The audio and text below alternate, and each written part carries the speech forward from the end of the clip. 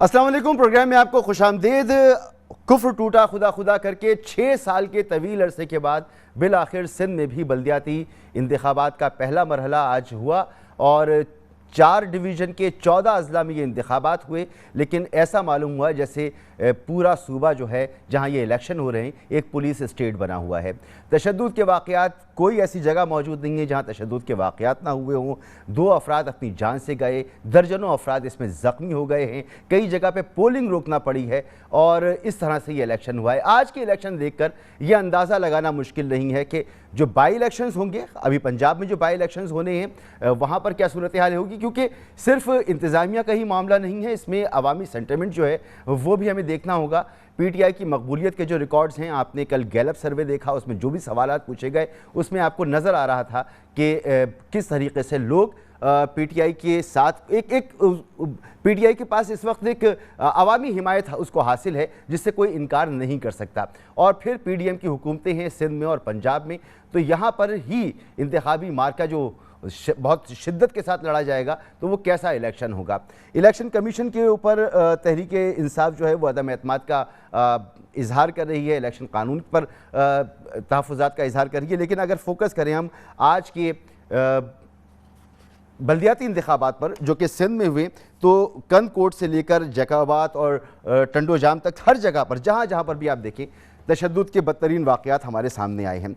हैरत की बात यह है कि इन इंतखाबात में पाकिस्तान पीपल्स पार्टी के 946 उम्मीदवार बिला मुकाबला मुंतखब हो गए हैं। अब सवाल ये पैदा होता है कि सिंध में 15 साल से पीपल्स पार्टी की गवर्नमेंट ने क्या यहाँ पर दूध और शहद की नहरें बहा दी हैं कि यहाँ पर लोग सामने खड़े ही नहीं हो रहे, मुखालफिन आ ही नहीं रहे, या यहाँ पर वाकई लोग डरे हुए हैं, सहमे हुए हैं, हिम्मत ही नहीं है उनकी कि वो अंदरून सिंध में ख़ास तौर पर जहाँ पर ये इल्ज़ाम लगता है पीपल्स पार्टी पर, और ये इल्ज़ाम हम नहीं लगा रहे, ये इस वक्त तो एमकेएम इत्तेहादी है, पीपल्स पार्टी की एमकेएम ये इल्ज़ाम लगाती है, इस वक्त उनके मुखालिफ तहरीक इंसाफ ये इल्ज़ाम लगा रही है, जीडीए इल्ज़ाम लगा रही है, इनके अपने पाकिस्तान पीपल्स पार्टी की इत्तेहादी हैं इस वक्त पीडीएम में, मौलाना फजल रहमान साहब की पार्टी JUIF वो ये इल्ज़ाम लगाती है।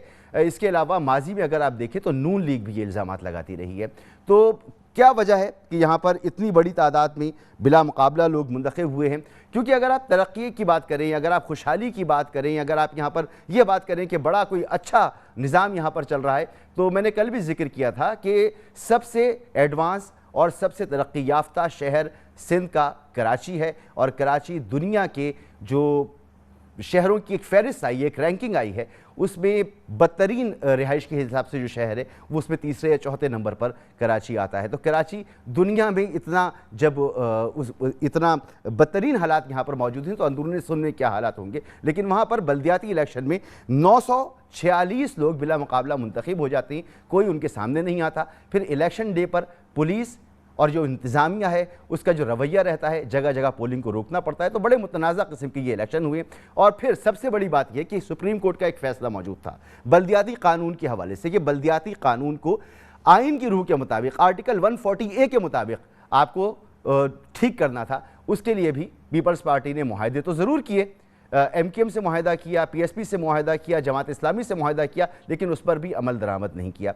तो ये जमहूरियत को जो इंतकाम कहते हैं, ये जमहूरियत से इंतकाम लेते हैं या जमहूरियत काम का निशाना बनाया हुआ है, इस पर हम ज़रूर बात करेंगे आज।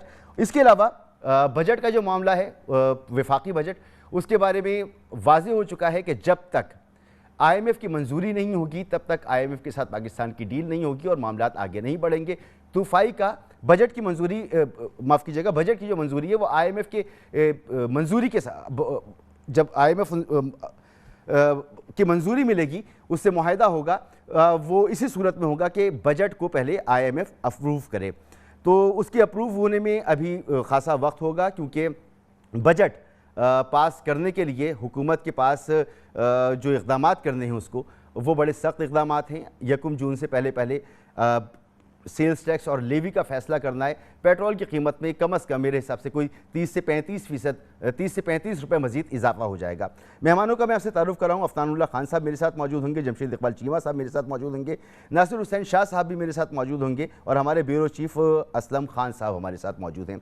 तो सबसे पहले असलम खान साहब के पास चलते हैं। असलम खान साहब, आज जो इलेक्शन हुआ, कुफ्र टूटा है, खुदा खुदा करके और 6 साल के बाद बिल आखिर 15 साल का दौर है पीपल्स पार्टी का, जिसमें दूसरी मरतबा ये बल्दियाती इलेक्शन हुए। आज की जो इलेक्शन है, जिस तरह के तशद्दुद के वाक़यात सामने आ रहे हैं, जगह जगह पोलिंग को रोका गया है, जिस तरह से बिला मुकाबला उम्मीदवार मुंतखब हुए, ओवरऑल आपका क्या आज आपने क्या देखा कि ये इलेक्शन कितने साफ शफाफ इलेक्शन थे? और ये कहा जा सकता है कि जी इसमें इलेक्शन कमीशन ने भी अपना सही किरदार अदा किया, इसमें हुकूमत ने और इंतज़ामिया ने भी अपना सही किरदार अदा किया। देखिए मसूद साहब, तकरीबन 7100 से ज़ायद बलदियाती नशिस्तें थीं। ये जो सिंध के जो 14 अजला में इंतखाबात होने, और जो जिस तरह आपने बताया कि 900 से ज़ायद पीपल्स पार्टी के उम्मीदवार पहले ही बिला मुकाबला कामयाब हो चुके थे। 6083 नशिस्तें हैं जिस पर यह इंतखाब आज हुआ, वोटों की गिनती जारी है, और जो नताइज आ रहे हैं उसमें भी ऐसा लग रहा है कि पीपल्स पार्टी बड़ी वाज़ेह अक्सरियत के साथ जा रही है, और तकरीबन 24,488 ये उम्मीदवार हैं जिनके दरमियान ये मुकाबला है। लेकिन मुख्तलिफ जगहों से जो रिजल्ट आ रहे हैं, चाहे वो सांगड़ हो, सखर हो, लाड़काना हो, मीरपुर खास हो, जैकाबाद हो, कशमोर हो, कंदकोट हो, हम नाम गिनते चले जाएं, लेकिन अक्सरियत हमें जो नज़र आ रही है वो पीपल्स पार्टी की आ रही है। ये बिल्कुल एक अजीब सी बात आप ज़रूर कह सकते हैं कि कराची में भी काम उस तरह नहीं हुआ। खुद पीपल्स पार्टी के रहनुमा इस बात को तस्लीम करते हैं, और अंदरून सिंध की अगर हम बात करें तो वहाँ पर भी कोई जिसे कहते हैं कि बहुत ही नुमायाँ कारकर्दगी नहीं है। कुछ शोबों में अगर बात करें कि वो फिर एक तवील बहस होगी कि कुछ शोबों में ज़रूर कामयाबी हुई, लेकिन बलदियाती इंतखाबात में पीपल्स पार्टी आ रही है। और जो बात आपने की कि तशद्दुद, यकीनी तौर पर जितने बड़े वाक़यात ये हुए हैं ये बहुत हैरत अंगेज़ है कि बहुत बड़ी नफरी की तादाद में जो है वो तैनात की गई थी पुलिस ने तमाम इंतजाम किए गए थे। कराची से SSP अफसरान भी यहाँ से भेजे गए थे, वहाँ पर DIGs मौजूद हैं, एडिशनल IGs मौजूद हैं, और बहुत भारी नफरी 40,000 के लगभग नफरी लगाई गई थी। लेकिन इसके बावजूद कोई शहर एक ऐसा नहीं, जितना हमने बात की कि यहाँ से पीपल्स पार्टी जीत रही है, तो उन तमाम इलाकों में तशद्दुद के वाक़यात हुए, 2 अफराद जाँबाग भी हुए, जो बहुत मोहतात अंदाज़ है। आपके लिए तो हैरत की बात होगी, मगर मेरे लिए हैरत की बात नहीं है असलम खान साहब। जहाँ पर 1000 के करीब लोग जो हैं बिला मुकाबला मुंतखब हो जाएं, और कोई दूध और शहद की नहरें तो नहीं बह रही, क्या इंफ्रास्ट्रक्चर का क्या हाल है? क्या लोगों को पीने का पानी मिल रहा है? क्या लोगों को स्कूल मिल रहे हैं? क्या लोगों को सेहत की सहूलियात मिल रही हैं? क्या लोगों को हर सहूलत जो है ज़िंदगी की वो वैसे ही मैसर है जैसे खलीजी ममालिक में होता है कि जी लोग अपने हुक्मरानों से खुश होते हैं और कभी उनके खिलाफ नहीं जाते? क्या ऐसी सूरत हाल है सिंध में कि मुखालफिन खड़े ही नहीं हो रहे, सामने आ ही नहीं रहे? देखिए, मुखालफिन इस पर बहुत वाज़ेह तौर पर यह इल्ज़ाम लगाते हैं कि पीपल्स पार्टी की जानिब से उनके उम्मीदवारों को हरासा किया गया, अगवा किया गया। MQM इत्तेहादी जमात है, वफाक में तो खुलकर साथ है उस हुकूमत में जिसमें पीपल्स पार्टी भी है और ख़ुद मुत्तहदा कौमी मूवमेंट भी है, मुस्लिम लीग नून की जो एक मखलूद हुकूमत है। सिंध में अभी इनके मामला तय नहीं हुए हैं। नासिर शाह की सरबराही में एक सेलेक्ट कमेटी बनी हुई है, वो इजलास भी कर रही है, लेकिन जो कवानीन जिसकी में तब्दीली करना चाह रहे थे और जो MQM के मुतालबात थे वो पूरे नहीं हुए। नतीजा अब इससे भी लगा है मसूद साहब के कल वज़ीर आज़म को जाके MQM ने शिकायत लगाई है पीपल्स पार्टी की कि हमारे साथ ये बिल्कुल भी अच्छा नहीं कर रहे, बहुत ही बुरा कर रहे हैं। आज पीपल्स पार्टी के हवाले से ये कहा वसीम अख्तर साहब ने, कल भी बात की और आज का, कि गुंडों को और डाकुओं को के जरिए जो है वो इंतखाबी अमले को हिरासा किया गया, जो MQM के जो उम्मीदवार थे उनको भी हिरासा किया गया, वोटर्स को भी हिरासा किया गया, ऐसी हल्काबंदियां की गई, ऐसी पोलिंग स्कीम बनाई गई कि जो महाजिर वोटर्स थे उन्हें बहुत दूर कच्चे के इलाके में जाकर के वोट डालना पड़ा, जिसकी वजह से उन्हें मुश्किलात का सामना करना पड़ा। जो प्रिजाइडिंग अफसरान थे उनके पास वोटर लिस्टें ही दुरुस्त नहीं थी। 8300 पर अगर आप मैसेज करें तो दुरुस्त जो लिस्ट होती है वही दस्तयाब नहीं थी, जिसकी वजह से कई घंटे ज़ाया हुए। MQM का यह भी इल्ज़ाम है कि नवाब शाह जहां पर MQM जीत रही थी, और कुछ वीडियोस भी अभी चूंकि उनकी जिसे कहूं मैं कि तस्दीक इस वजह से भी नहीं की जा सकी कि जाहिर है कि इस वक्त गिनती हो रही है, ये दिखाया जा रहा है कि उसमें ठप्पे लग रहे हैं। और MQM का ये दावा है कि ये नवाब शाह के इलाके और यहाँ से पीपल्स पार्टी ने उसमें बाकायदा तौर पर नारे भी लगाए जा रहे हैं। तो वो उनका इल्जाम यह है कि यहाँ पर हमारे जो हम जीती हुई नशिस्तें थे, यहाँ से बैलेट बॉक्स मेरे साथ ही मौजूद रहिएगा। नासिर हुसैन शाह साहब भी मेरे साथ मौजूद हैं। ठीक जी, क्या हुआ कनकोट में? बताइए फिर मैं आगे बढ़ता हूँ। कनकोट में क्या हुआ? अच्छा देखिए, वो डाकू आते हैं, अमले को यरगमाल बना के ले जाते हैं। तो अभी इस पे देखें, आपने बात की थी कि मुत्तहदा कौमी मूवमेंट इत्तेहादी, चाहे इत्तेहादी हो चाहे वो मुखालिफ हो, सुप्रीम कोर्ट में जाने का ऐलान कर दिया है अली ज़ैदी साहब ने। आज जो सिंध में बलदियाती इंतखाबात हुए हैं इस पर भी, और जो दूसरा मरहला होना है उस पर भी MQM ने भी, वसीम अख्तर साहब ने कह दिया कि आज के इंतखाबात को मनसूख किया जाए। इलेक्शन कमीशन से मुतालबा किया और ऐलान कर दिया कि वो सुप्रीम कोर्ट जाएंगे। जमीयत उलमा इस्लाम की जानिब से भी कहा गया कि आज सखर, लाड़काना, नवाब शाह, मीरपुर खास, इन तमाम अजला में धांधली हुई है, वो भी कहते हैं कि हम जाएंगे अदालत में। MWM कहती है कि वो भी अदालत में जाएंगे। इलेक्शन हुए 6 साल के वक्फे के बाद, लेकिन जिस तरह इस पर एतराज़ात आ रहे हैं वो बड़ी तशवीशनाक है। अच्छा, बैलेट पेपर्स में खुद इलेक्शन कमीशन ने इस्लामाबाद ने तस्लीम किया है कि गलत छपे हैं वार्ड, जो कुछ मुख्तलिफ वार्ड में इलेक्शन को मुलतवी करना पड़ा है। ये एक अलग बात है। जिस तरह मैंने कहा था कि 6000 नशिस्तें, वहाँ पे कुछ उम्मीदवारों के निशानात भी गलत होंगे, लेकिन मजमूई तौर पर बहुत बड़े सवालिया निशान उठे हैं आज के इलेक्शन में। बहुत शुक्रिया आपका असलम खान साहब, thank you so much. Aslam Khan साहब जैसा बता हैं आज के, हालांकि सिर्फ 4 डिवीज़न का ये इलेक्शन था। अफनानुल्लाह खान साहब, आपकी इत्तेहादी, ये जो अब पीपल्स पार्टी का कोई भी कंडक्ट हो वो पीडीएम की हुकूमत का हिस्सा है, पीडीएम का प्लेटफॉर्म जो है उस पर आप लोग एक साथ मौजूद हैं।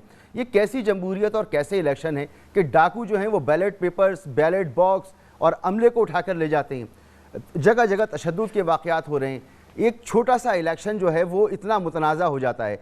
तो ये एक सवालिया निशान है। ख़ुद आप एक जमहूरी आदमी हैं, पीडीएम पर आप लोग इत्तेहादी हैं, तो इसका असर पीडीएम की इत्तेहाद पर भी पड़ेगा, इत्तेहादी जमातों में भी पड़ेगा। आप समझते हैं कि ये ऐसा है? जी, बिस्मिल्लाहिर्रहमानिर्रहीम। देखें, जमहूरी प्रोसेस जो है उसके अंदर अगर कोई भी इस तरह की इंटरवेंशन हो जिस तरह की आप बता रहे हैं, तो वो ज़ाहिर है किसी भी जमहूरियत पसंद आदमी को जो है या किसी भी मुल्क के जमहूरी निज़ाम के लिए वो अच्छी नहीं होती। तो अगर ये जो मामला जैसे कि आपने बताए हैं, बिलखुसूस के जो डाकू जो है वो अमले को अगवा करके ले गए हैं, तो ज़ाहिर है ये तो ये इस तरह का इलेक्शन का रिज़ल्ट जो है फिर वो ज़ाहिर है किसी के लिए भी काबिल कबूल नहीं होगा। तो मुझे यकीन है कि इलेक्शन कमीशन इसके ऊपर जो है वो जो भी जो है उसके ऊपर रेलेवेंट एक्शन लेना है वो लेगी। मेरा ख्याल है इस पर किसी पार्टी को पूरे को उसको वो मतलब कि ज़िम्मेदारी नहीं देनी चाहिए। बाजू का आपको पता है कि क्योंकि लोकल बॉडीज़ के इलेक्शन बिल्कुल जो है उसमें धड़ाबंदियाँ होती हैं, ग्रुप्स होते हैं और बहुत सारे इस तरह के मामले होते हैं, तो वो हो सक ये ज़रूरी नहीं है कि किसी ने इंस्ट्रक्शंस दिए होंगे, हो सकता है नेशनल लेवल के ऊपर मामला ख़राब हुए हों। तो मुझे यकीन है कि इसको जो है इसके लिए करेक्टिव मेजर्स जो है वो इलेक्शन कमीशन ऑफ पाकिस्तान लेगी और जो भी किसी की कंप्लेंट है उसको एंटरटेन करें और जहाँ पे दोबारा से इलेक्शन कराना है या कोई भी मसला हुआ है उधर से दोबारा रीपोलिंग कराएं, ताकि आवाम का एतमाद जो जमहूरी निज़ाम है उसके अंदर बढ़े और जो है वो वरना अदरवाइज़ आपको पता है अगर इस तरह के मामला होंगे तो फिर जो है इलेक्शन के रिज़ल्ट को कोई भी तस्लीम नहीं करेगा और वो ना जमहूरियत के लिए अच्छा है, ना पीडीएम के लिए, ना हुकूमत। जाहिर सी बात है। अफनान साहब, नासिर हुसैन शाह साहब भी मेरे साथ मौजूद हैं और जमशेद इकबाल चीमा साहब से भी पूछूंगा इलेक्शन कमीशन के कंडक्ट के हवाले से, लेकिन शाह साहब बहुत शुक्रिया वक्त देने के लिए। शाह साहब, आज के इलेक्शन में एक तो आपके कोई 1000 के करीब उम्मीदवार, 946 उम्मीदवार बिला मुकाबला मुंतखब हो गए। सवाल ये है कि कौन से दूध और शहद की नहरें बह रही हैं कि मुखालफिन खड़े ही नहीं हुए। फिर आज जो नताइज सामने आ रहे हैं, तशद्दुद के वाक़यात हैं, कोई इलाका ऐसा नहीं है जहाँ पे तशद्दुद ना हुआ हो, कोई जगह ऐसी नहीं है जहाँ पे मारपीट ना हुई हो, दर्जनों लोग ज़ख्मी हो गए, कहीं डाकू जो हैं वो बैलेट बॉक्स उठा के ले गए, अमले को यरगबार बना लिया, उनसे मुज़ाकरात करके आप वापस लेकर आ रहे हैं, रिट ऑफ द गवर्नमेंट जो है वो नज़र नहीं आ रही। तो ये 4 अजला के इलेक्शन इतने मुश्किल हो गए, हालांकि आपने कोई 50,000 के करीब तो सिक्योरिटी पुलिस को यहाँ पर तैनात किया हुआ था, उसके बावजूद इतने पुरतशद्दुद इलेक्शन कराना आप समझते हैं कि सूबाई हुकूमत की एक नाकामी है? बिस्मिल्लाहिर्रहमानिर्रहीम, अल्लाहुम्मा सल्ली अला मुहम्मदिन व आले मोहम्मद। देखें, ये वाक़यात कुछ ज़रूर हुए हैं, लेकिन अगर आप इनकी परसेंटेज निकालेंगे तो 1 से 1.5% बनती है। हज़ारों पोलिंग स्टेशंस जहाँ पे हों, वहाँ पे अगर कुछ पोलिंग स्टेशंस पर इस तरह के वाक़यात हुए तो उनको ये नहीं कहा जा सकता कि जी सारे इलेक्शन जो हैं वो हो गया। 1% भी नहीं है अगर आप इसका टोटल काउंट करें। ये बिल्कुल एक वाक़या हुआ जहाँ पे पूरे अमले को यरगमाल कर लिया गया। आप बिल्कुल सही कहते हैं कि रिट कहाँ है, वहाँ पे एक्शन होगा। सीएम साहब ने उसके लिए सख्त अहकामात दिए हैं और वो इलेक्शन भी रुकवा दिया गया है। दूसरी जगहों पे जहाँ पे कुछ इश्यूज आए, क्योंकि आपके इल्म में है कि इलेक्शन कमीशन कंडक्ट करता है और फिर जो इंतजामिया है, एडमिनिस्ट्रेशन है, वो उनको सपोर्ट करती है। तो वोटर लिस्ट का इश्यूज आए, बल्कि कुछ जगहों पे ये तक हुआ कि बैलेट पेपर्स जो थे वहाँ पे जो निशान था किसी भी उम्मीदवार का, आज़ाद उम्मीदवार हो या कोई हो, तो वो चेंज था, तो वो इलेक्शंस भी रुकवा दिए गए हैं। बाकी जो आपने कहा कि जाहिर सी बात है शाह साहब, ये तो इलेक्शन कमीशन ने एक्शन लिया, ये यहाँ पर पोलिंग होगी मुख्तलिफ जगहों पर, लेकिन ये 1% में भी जो आप कह रहे हैं, अगर खौफ की फिजा थी तो इस खौफ की फिजा में जो इलेक्शन हुए तो पूरे के पूरे इलेक्शन ही आलूदा हो जाते हैं ना, कि खौफ की फिजा है, पुलिस आपकी, इंतजामिया आपकी, अमला आपका, खौफ की फिजा। दूसरी बात ये कि सर आप तो कानून और आइन की बड़ी बात करते हैं, आपकी पार्टी बड़ी बात करती है। सुप्रीम कोर्ट का फैसला मौजूद था कि बल्दियाती इलेक्शन आप उस कानून के तहत कराएं जिसमें कि सुप्रीम कोर्ट की डायरेक्शंस थी। आपने उस कानून पर 3 जमातों से मुआहदे भी किए, लेकिन अमली तौर पर पुराने कानून पर इलेक्शन आपने करा दिया। ऐसा बिल्कुल नहीं है। पुराने कवानीन को बहुत ज्यादा चेंज किया गया और फिर 140A के लिहाज से और सुप्रीम कोर्ट के जो अहकामात थे उनको मद्देनजर रखते हुए जो हमारी कानूनी लीगल टीम या हमारी पॉलिटिकल, उन्होंने मिलके उसमें बहुत ज्यादा इख्तियारात दिए। फिर वो असेंबली कैबिनेट से पास होकर असेंबली में गया, फिर उसकी सिलेक्ट कमेटी के पास है। सिलेक्ट कमेटी में तमाम पॉलिटिकल पार्टीज जो असेंबली में है वो हैं PTI, MQM, GDA, TLP, जमायत इस्लामी और जाहिर है हम लोग भी। तो वहाँ पे सबकी तरफ से बहुत सारे खदशात सामने लाए गए, उस पर बहस चल रही है। जो वैसे हमारा अलायंस जो इस पे हमारा एक एग्रीमेंट भी है MQM के साथ, उनके साथ भी बहुत सारी मीटिंग हुई हैं। 140A की तशरीह और जो कोर्ट के ऑर्डर हैं वो एक करते हैं, हमारी लीगल टीम दूसरी उसकी करती है, लेकिन उसमें बहुत ज्यादा बेहतरी लाई गई है। हमने जो सिलेक्ट कमेटी के मिनट से तमाम दोस्तों की सजेशंस को मद्देनजर रखते हुए हमने हाई कोर्ट में जमा कराए कि अगर इलेक्शन को पोस्टपोन कर दिया जाए, इस चीज को मद्देनजर रखते हुए कि ये रूल्स इसमें चेंज होंगे, कवानीन चेंज होंगे, मे बी स्ट्रक्चरल चेंज भी आए इसमें, तो इसको आगे किया जाए। लेकिन जाहिर है अदालतों में वो फैसला हाई कोर्ट की तरफ से आया और इलेक्शन कमीशन भी उसमें पार्टी थी जो इस बात को उन्होंने नहीं माना। बादिलना ख्वास्ता करवाने पड़े इलेक्शन। जी, बहुत कराने पड़े। बहुत शुक्रिया नासिर हुसैन शाह साहब जी, बहुत बहुत शुक्रिया आपका। बादिलना ख्वास्ता इस दफ़ा भी इलेक्शन कराना पड़ा, पिछली दफ़ा भी जो इलेक्शन हुए थे वो कोर्ट के डायरेक्शन से हुए थे। मगर जो मैंने कानून की बात की तो जैसा शाह साहब खुद कह रहे हैं कि अभी तक मामला तय नहीं, कमेटियों में मामला हैं, कानून सुप्रीम कोर्ट की डायरेक्शंस हैं। मुआहदा जो था वो MQM के साथ तो ये था कि 1 महीने के अंदर सुप्रीम कोर्ट की डायरेक्शंस के मुताबिक आपको अमल दरामद करना था। जमशेद इकबाल चीमा साहब, सर सूरत हाल आप देख रहे हैं, माहिदों की पासदारी, यहाँ पर इंतज़ामिया का कंडक्ट, जब ये 14 अजला में इलेक्शन इतना मुश्किल हो सकता है, तो अभी पंजाब में जो 20 नशस्तों पर सूबाई असम्बली की नशस्तों पर इलेक्शन होना है और फिर जनरल इलेक्शन हो रहा है, तो आप क्या देख रहे हैं, क्या होने जा रहा है, कैसे इलेक्शन होंगे? देखिए, मुझे तो सच्ची बात है तारीख़ याद आ रही है। एक है कि 77 में उस वक़्त अंदाज़ा ये था कि पीपल्स पार्टी पाकिस्तान में इलेक्शन जीत जाएगी और कौमी इत्तेहाद इलेक्शन हार जाएगा। लेकिन इसके बावजूद हुआ ये कि 4 सीटों, चारों वज़ीर आला जो थे पीपल्स पार्टी के, वो बिला मुकाबला जीत गए और भुट्टो साहब सारी सीटों से बिला मुकाबला जीत गए और उनके मुखालफिन को अगवा कर लिया गया। मतलब उनको जीतने का भी इम्कान था, लेकिन फिर भी उन्होंने सब्र नहीं किया। तो बिला मुकाबला जीतने का जो शौक़ था, उसने उस पूरे इलेक्शन को या सिलेक्शन प्रोसेस को 10 साढ़े 10 साल के लिए डीरेल कर दिया और पूरा 1 साल ये होस्टेज रहा प्रोटेस्ट का ये मुल्क, और उसमें बड़े सारे सैकड़ों लोग शहीद हुए, उसमें जेलों में गए, सारा कुछ हुआ। भुट्टो साहब को अपनी जान से जाना पड़ा, लेकिन वो धांधली बड़े बड़े बिग वे में हुई और पूरा इलेक्शन प्रोसेस और पूरी जमहूरियत दाव पे चली गई। मैं समझता हूँ कि मेरी 3 दिन पहले एक प्रोग्राम था, तो एक सूबाई वज़ीर जो मेरे भी दोस्त हैं, वो बैठे थे, तो बड़े फ़ख्र से और तंज़िया कह रहे थे कि गोटकी में मेरे हलके में 11 सीटों पे मुखालफिन आए नहीं हैं। सो ये जो आप कह लें कि टोटल उन्होंने 1100 बताया टोटल, कि 1100 टोटल सीटें ऐसे, ये 1200 ये जो आप कह रहे हैं MNA है GDA की, वो बता रही थी 1200 सीटें ऐसी हैं जो बिला मुकाबला जीत गए हैं। सो कहने का मतलब ये है कि वो बाकायदा फ़ख्र से और तंज से कर रहे थे। ये 15% बनती हैं टोटल सीटों का 15%। अब एक देहात में छोटी सी सीट पे लोगों की मुखालफत होती है, लोगों का एक शौक़ होता है चुनाव का, ये कैसे हो सकता है कि आज़ाद को दूसरा तीसरा कोई बंदा पंजाब में आप देखेंगे किसी KP में जाएं, किसी और जगह जाएं, एक भी सीट ऐसी नहीं नज़र आएगी आपको। शायद पूरे सूबे में एक आध सीट नज़र आ जाए कि जहां कोई इत्फाक से इतिहाद से बन जाए कोई बिला मुकाबला, अदरवाइज होता ही नहीं है, ये पॉसिबल नहीं है। और ये जमहूरियत की रूह के बिल्कुल खिलाफ है। यहाँ 1100 या 1200 सीटें बिला मुकाबला जीत गए, भाई इससे बड़ी धांधली हो क्या सकती है। आप ये जो अगवा की बात कर रहे हैं डाकुओं की, छोटी सी बात है कि बंदे आए आके संदूकड़ियाँ, वो 1 2 4 पोलिंग पे हो गए। 1200 1100 900 कुछ जो भी है, वट एवर नंबर इज, कि लगभग 1000 या 1000 के लगभग सीटें ऐसी जो बिला मुकाबला जीत गए 7000 में से। इससे ज़्यादा कलनक जमहूरियत के माथे पे हो क्या सकता है, इससे ज़्यादा जमहूरियत का मुंह काड़ा कितना हो सकता है।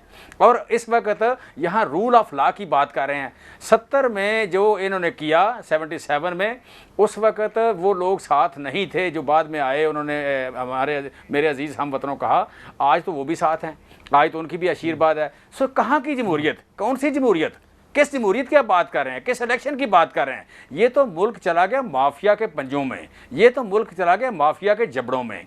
ये मुल्क जो है यहाँ पे रूल ऑफ लॉ जो है रिवर्स हो गया। और हम 60s की दहाई में चले गए, जब दुनिया के मोस्टली मुल्कों में आप कह लें डिक्टेटर या आप कह लें जिन लोगों ने फतह किया हुआ था, जो फौजी लेके आते थे, गन्ने लेके आते थे, मुल्क फतह कर लेते थे और उस पर कब्जा कर लेते थे, उसके वसाइल पर कब्जा और कर लेते थे। और अफ्रीका के आज भी कुछ मुल्कों में है कि उन्होंने अपनी अपनी फौजें रखी हुई हैं, अपने अपने महल में तियारा खड़ा किया हुआ है, शिकस्त खा गए तो तियारा लेके उड़ जाएंगे, वरना सारा तेल बेच रहे हैं, सारा कुछ कर रहे हैं। मुझे तो सिंध में वही लगता है, मुझे तो सिंध में वही नजर आ रहा है। ये क्या कर रहे हैं आप, 1000 सीट पे बिला मुकाबला, यार को मजाक है, ये इससे बड़ा जोक हो क्या सकता है। और इलेक्शन कमीशन कहाँ है, कहाँ है इलेक्शन कमीशन, कौन सा इलेक्शन कमीशन जिसका आप जिक्र कर रहे हैं, ये बड़े सीरियस मामलात हैं। और फिर हमें जनरल इलेक्शन की तरफ तो जाना ही है, चाहे जल्द या बदेर। तो जनरल इलेक्शन में जब जाएंगे तो बड़े संगीन मसाइल हैं। मौजूदा हुकूमत ने इलेक्शन कानून को तो तब्दील किया है, लेकिन बड़ी बुनियादी चीज़ें थीं। मिसाल के तौर पर सेंसस का मामला है, मुल्क की अक्सरियती सियासी जमातों का इस पर इत्तेफाकी मौजूद नहीं है, लेकिन उसी सेंसस, उन्हीं हल्का बंदियों पर इलेक्शन होने जाएंगे और इस माहौल में इलेक्शन होंगे। तो कैसे ये इलेक्शन जो हैं ये पुरअमन और एक स्मूथ इलेक्शन होंगे आने वाले इलेक्शन, इसको भी इंश्योर करना इसी हुकूमत ने, इसको इंश्योर आने वाली मिड टर्म गवर्नमेंट ने नहीं करना, इसी हुकूमत ने करना है। लेकिन ये हुकूमत तो माशी मसाइल में उलझी हुई है। इस पर मजीद बात करते हैं एक ब्रेक के बाद।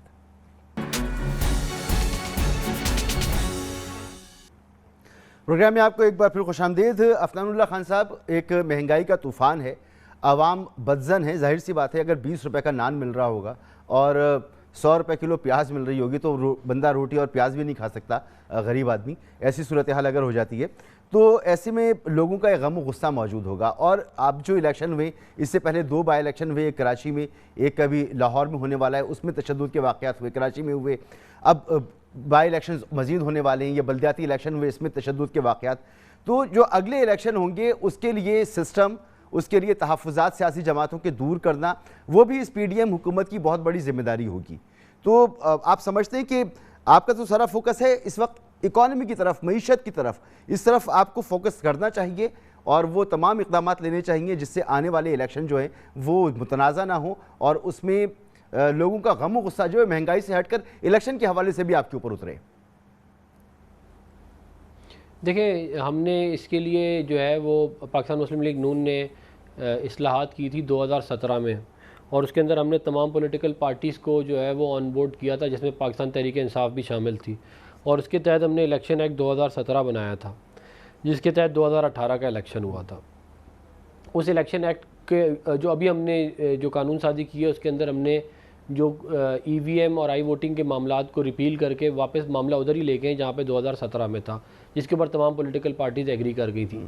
तो अभी जो अगला इलेक्शन होगा वो तो उसी तरह ही होगा जिस तरह 2018 का हुआ था। लेकिन अगर अपोजिशन के पास कोई तजावीज़ात हैं तो वो हमें ज़रूर दे। मैं ख़ुद जो है वो पार्लिमानी अफेयर्स जो सेनेट की कमेटी है उसके अंदर था और हमने बड़ी डिटेल जो है वो इसके अंदर जो है वो डेलिब्रेशंस की थी इसके ऊपर।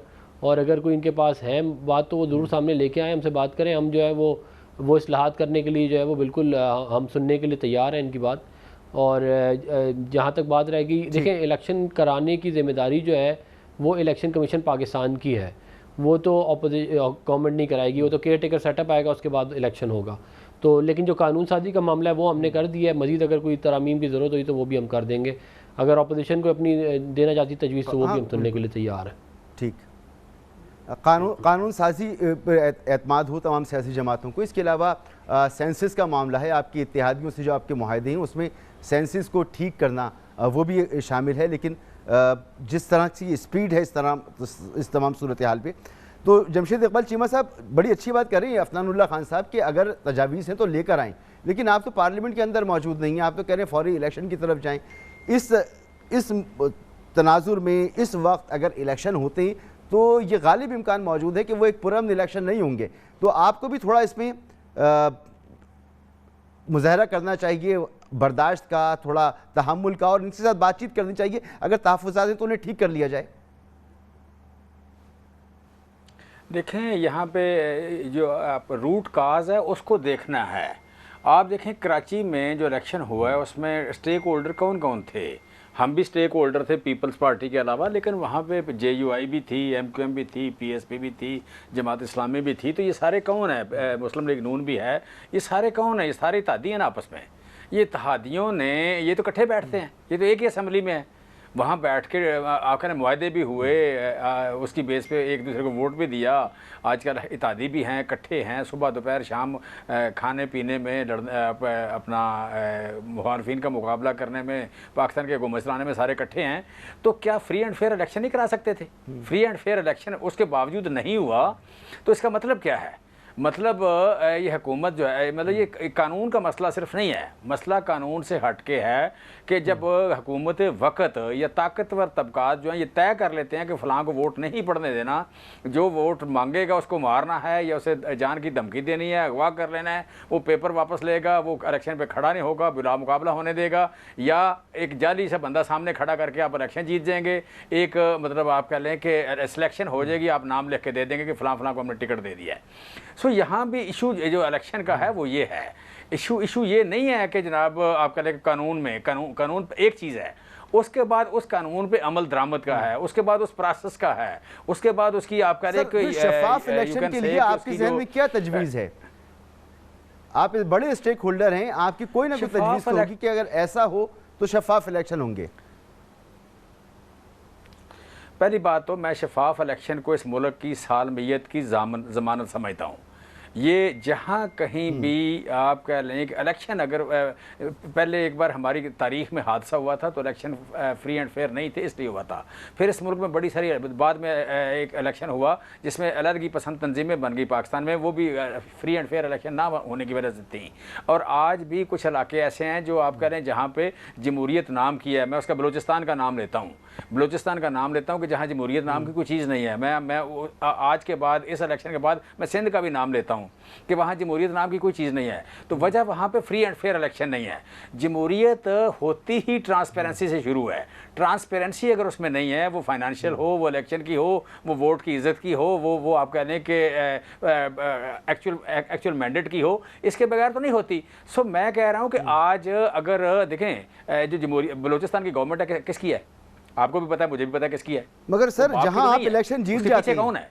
आज आप शबाब में बाई इलेक्शन जीत गए। और एक मिनट मसूद एक मिनट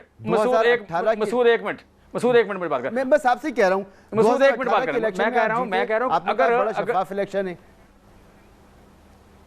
जी देखें, मैं समझता हूं कि पार्शली या आप कह रहे हैं कुल्ली तौर पर इस पाकिस्तान के इलेक्शंस में कुछ ना कोई पोल्यूशन हमेशा रही है, इसमें कुछ ना कोई मिलावट हमेशा रही है, कुछ इलेक्शन में ज़्यादा रही, कुछ में कम रही।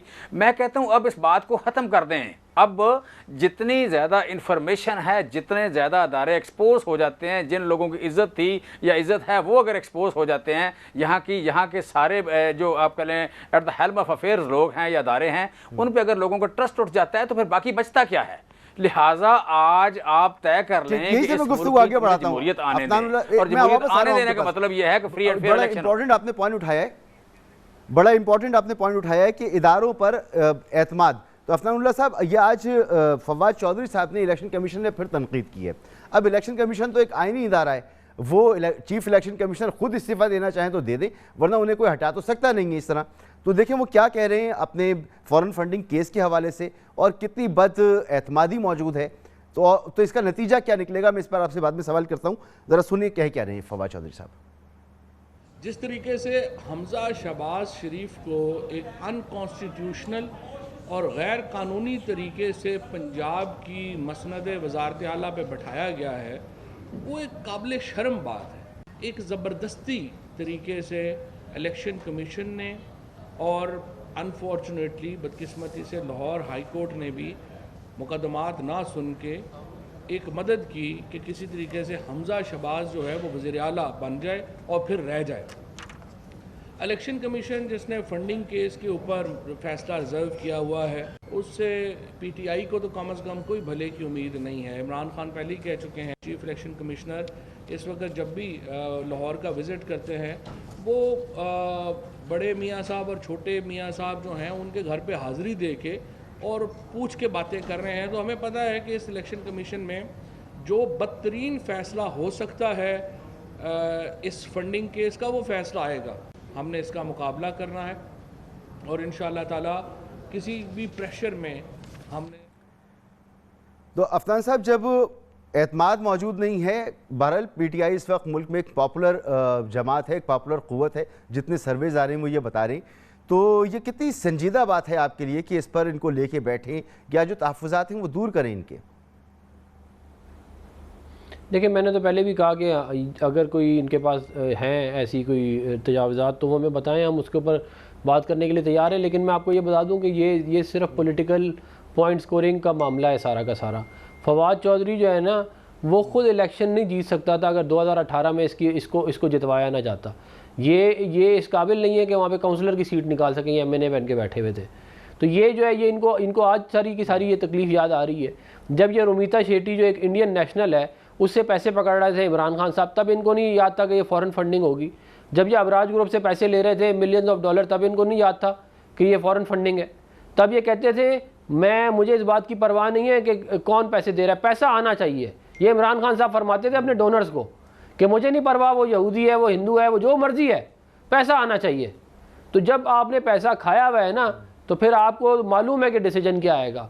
जब ये कागज़ों में लिखा हुआ है कि आपने रुमीज़ा शेट्टी से पैसे लिए हैं, आपने अबराज से लिए हैं, आपने गैर कानूनी तौर पे लिए हैं, तो फिर आपको मालूम है कि फ़ैसला क्या आएगा और आप इसलिए आप रोध हो रहे हैं।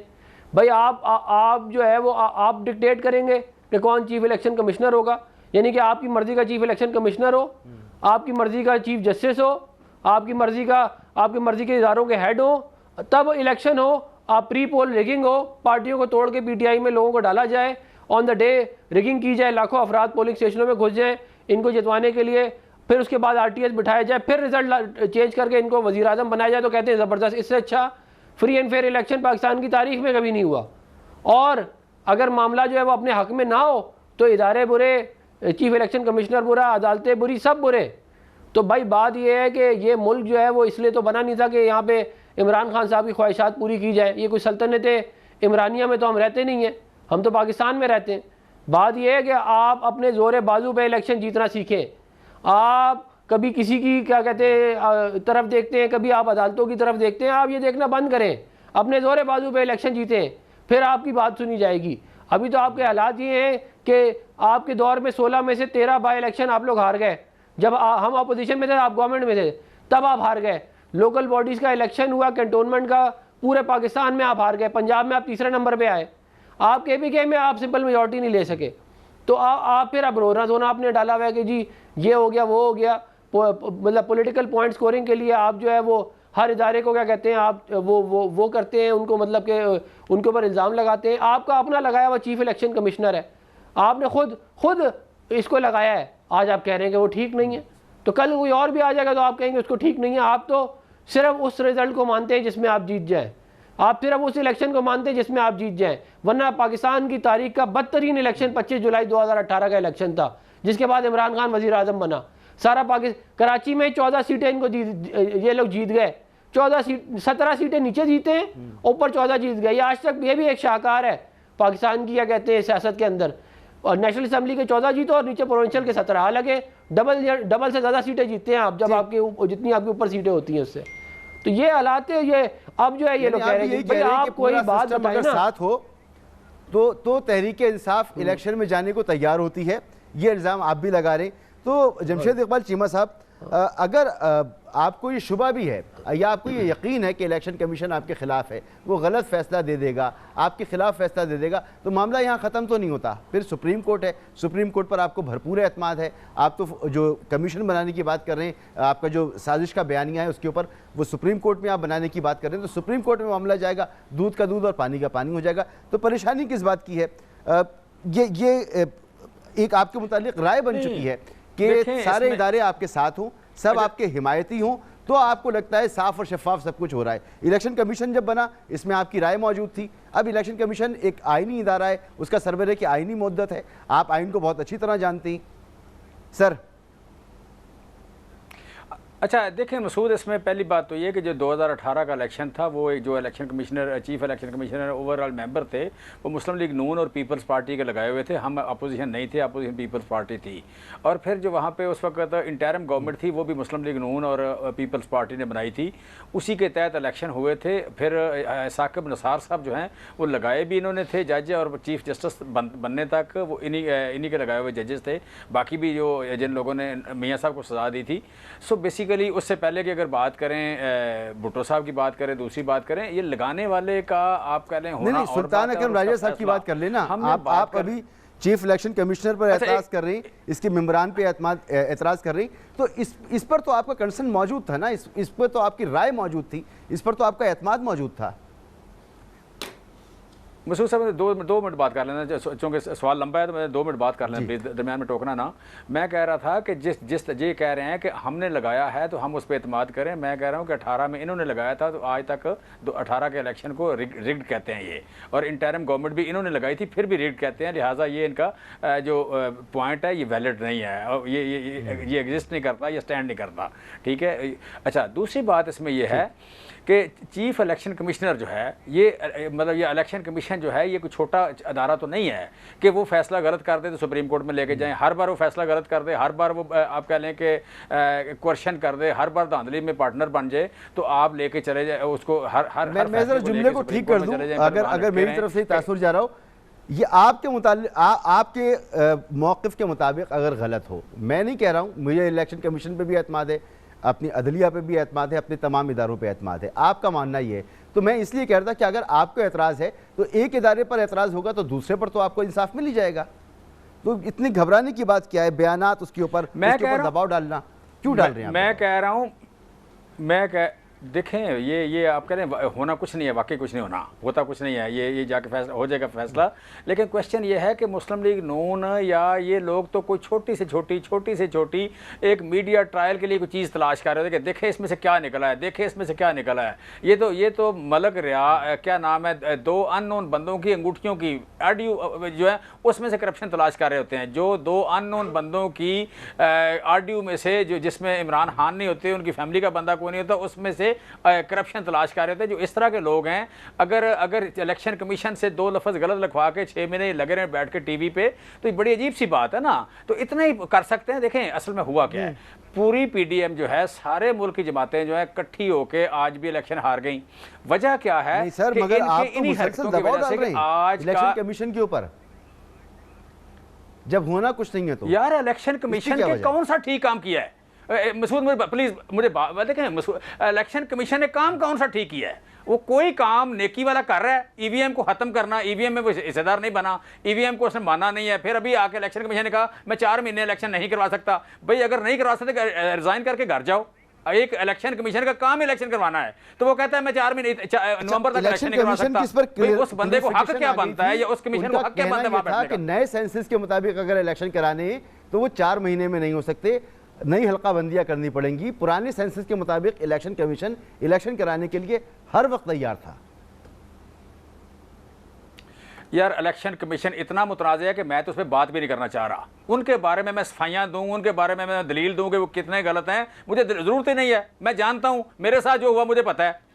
वो छोड़ दे उस बात को। इलेक्शन कमीशन पे मैं बात भी नहीं करना चाहता। मैं इलेक्शन कमीशन को इतना मुतनाज़ समझता हूँ, मैं इलेक्शन कमीशन को इतना वन साइडेड समझता हूँ कि मैं उन पर बात भी नहीं करना चाहता। मैं इलेक्शन कमीशन पे बात भी नहीं करना चाहता। इतना मुतनाज़ है वो, इतना वन साइडेड है वो। उनके पास न्यूट्रलिटी नाम की चीज ही कोई नहीं। जाना है। आज जो आप इलेक्शन जीते हैं जी जाना है, मुझे पता है, मुझे पता है, मुझे पता है मैंने जाना है, मुझे पता है मैंने जाना है, लेकिन मैं उनके बारे में बात भी नहीं करना चाहता, मैं उनके बारे में बात भी नहीं करना चाहता। सिंपल, सर आप बात ना I don't want to talk करें about मगर आप तनकीद तो कर रहे हैं ना अफनान साहब, वो तो बात भी नहीं करना चाहते मगर तनकीद यार जरूर इतना कर रहे हैं। भाई मुझे मायूस तो होने देना, मुझे मायूस तो होने देना उनसे। अगर एक बंदा फैसला ठीक नहीं करता मुझे मायूस तो होने देना, मुझे नाराज होने देना, इतना मेरा हक है ना। मैं मायूस हो जाऊं, मैं नाराज हो जाऊं, इतना मेरा हक है ना।